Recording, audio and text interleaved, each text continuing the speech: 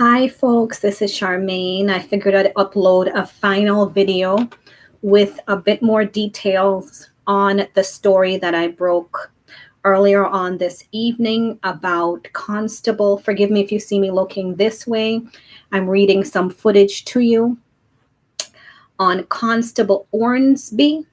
He's a 25-year-old District Constable, Toyan Ormsby, who shot a woman before turning the gun on himself.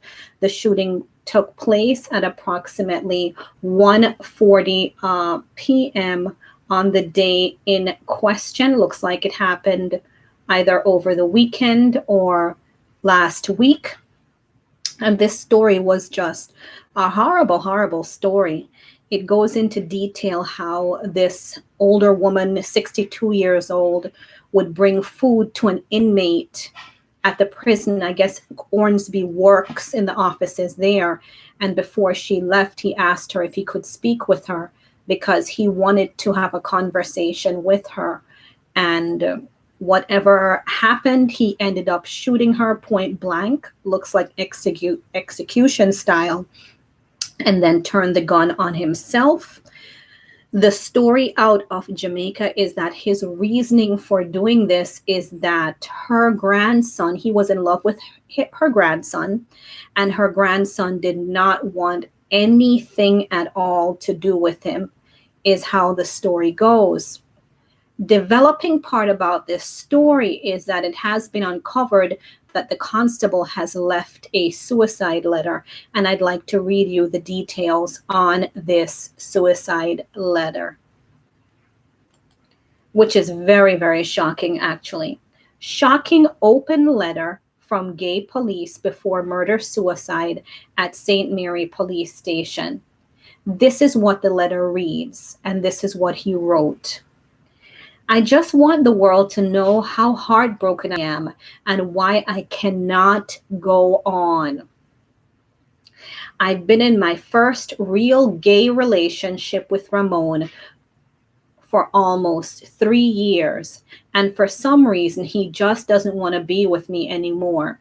This is someone who sent me a heartfelt message on my birthday a few weeks ago, and we had amazing sex and a great time together. So this sudden change is just so heartbreaking to me. Ramon Brown, shaking my head. We've been together for almost 3 years. They've been filled with a lot of ups and downs. I stood by you when you were at your absolute worst. Back in 2016, when you claim you didn't have food to eat because your grandmother wasn't feeding you, I made sure you ate. I would send you money and food on Ochi taxis. As awkward as it felt, I just wanted to make sure you were okay. I would buy you groceries as much as possible because I couldn't stand to know that you were hungry. When you first messaged me, I didn't know how to react to it. You were already in a relationship with Neville, Lisa, and I was involved with a lot of girls. You said you liked me and you wanted a relationship. I didn't know how to feel about that, but as open-minded as I am, I gave it a try. It turned out I liked it.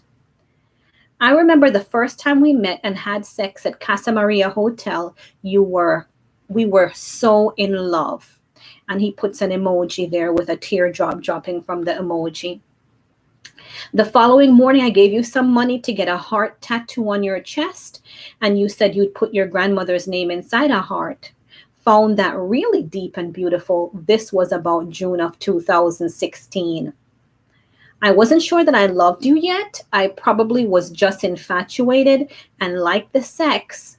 But as time passed, the feelings I had for you started to grow. We spent a few nights together at different hotels during the summer of 2016, and everything was going great until you had sex with that girl back in July of 2016. I was hurt, but I got over it. I got you the High Life Jamaica t-shirt you wanted so bad to do that photo shoot with them. That night after the shoot, we went to Village Hotel. It was the first time I'd seen you since you had sex with that girl. I was so hurt because we promised each other it would just be me and you now. Tried my best to move past it that night. Even during sex, I was still so hurt. We got past that and things were good up until November of that same year when I had sex with my ex just to feel better about you cheating on me. After that, you started becoming a bit distant. It seems you had met a girl called Amber, I think. You said Kaji surprised you by bringing her to St. Mary. I don't know if you were lying or not, but obviously you had moved on. I had found someone around that time myself, that December 2016, but that wasn't working out because I just wanted to be back with Ramon. Me and Ramon got back together in early January of 2017. He said I'd have to leave the guy I had met if we were going to really continue the relationship. It wasn't that big of a deal to me because I've only knew this guy for 3 weeks. However, the guy had money and I needed $150K to deal with something. So I told Ramon I'd break up with that guy after I got the money. I think that decision led to a lot of karma for both me and Ramon. We both decided to use the guy, had threesomes with him just to get more money out of him. Well, I wanted money and Ramon really just wanted a new iPhone. Long story short, everything did not work as planned for any of us in that situation because one night we were having sex and I became enraged in jealousy and wanted to kill the guy. And the guy went back to New York hurt that I'd even do him so dirty, shaking my head. And that was the end of that. All of that took place most of 2017, a very rough year for me. But by the end of 2017, we planned to put all the other girls and guys that messed up our relationship aside and really try to work things out for us. And we did as much as I wanted to reach out to the guy from New York. I won't mention his name, still because I was in a financial mess at that time. Anyways, I cleared up my financial mess and decided to move forward with the relationship on a positive note. Even though I wasn't getting my full pay, I wanted to get you an iPhone 6 Plus for your 2018 birthday and surprised you, but it didn't work out because I had a lot of things to clear up. Me and you were good throughout the rest of 2018. We weren't struggling that much, and I promised myself that I would help you out as much as I can to get you on your feet in life because you stood by me at my worst. I really love you for that, Ramon. A week before my last birthday, I was so happy to have been able to get you an iPhone 7, and I promised myself I'd just keep building you up and pushing you myself forward for a better life. And all of a sudden, you just started blocking me on social media and avoiding me. And here he puts 3 emojis of broken hearts. You stopped answering my calls, my texts. You just switched on me so suddenly. Ramon, and he puts a heartbreak. I was heartbroken. Someone I rode so hard for. Someone I was willing to do anything for. I became so confused and hurt. So bad that I even thought so hard about just putting a gun to my head and ending the confusion and pain. It's been days now and you haven't been answering my calls. I did nothing to you. The only way I get you is when I call you on a number unknown to you. As soon as I gave you that phone, you wanted nothing to do with me. You said it's hard for you to be gay and live in Galena because your friend them are thugs. Nigga, a lot of my friends them straight too, and we've been doing this for almost 3 years. So why you want to leave me so suddenly? Even on the night of my last birthday, we had great sex. Even a few nights after, That too, but a few days ago, everything just changed. And it really hurts you to know that you don't even care enough to tell me why. Mom, I love you so much. Please don't be sad. In fact, I want you and everyone else who cared about me to be happy for me. I've been in pain for a long time. I became the happiest person alive when I decided I was truly going through with leaving this cold world. Me and Ramon Brown have been living lives no one would expect none of us to be living. I mean, girls love us. Why would anyone expect that? But I'm tired of the mental torture. I was always able to control the pain until now.